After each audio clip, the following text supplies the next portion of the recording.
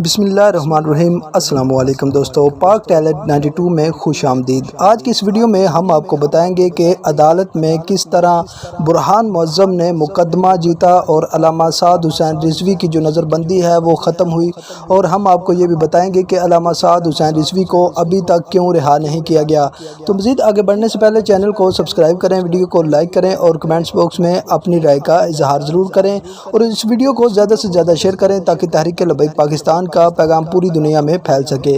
جی ناظرین، جب حکومتی وکلاء نے وہاں پر جھوٹ بولا، علامہ سعد حسین رضوی کی رہائی کو روکنے کے لیے حکومتی وکیل کا کہنا تھا کہ جو مجلس شورا ہے تحریک لبیک پاکستان کی، وہ علامہ سعد حسین رضوی کو رہا کروانے کے لیے بیتاب ہے، اور ان کا اگلا پلان یہ ہے کہ علامہ سعد حسین رضوی جیسے ہی رہا ہوں گے یہ مل کر پھر حکومت پر دباؤ ڈالیں گے۔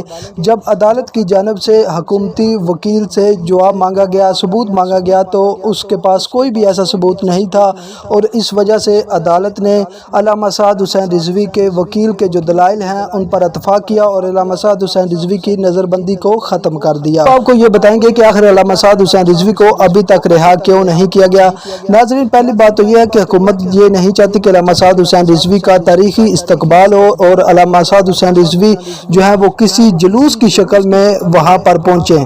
اور دوسری بات یہ ہے کہ انشاءاللہ تعالیٰ کارکنان سے یہ اپیل ہے کہ وہ پرامن رہیں۔ انشاءاللہ تعالیٰ علامہ سعد حسین رضوی کی جو رہائی ہے وہ پیر والے دن ہو جائے گی۔ تو جی ناظرین، جیسے ہی کوئی نیو اپڈیٹ آئے گی آپ کے ساتھ فوراً شیئر کر دی جائے گی۔ اپنا بہت سارا خیال رکھیں۔ اللہ حافظ۔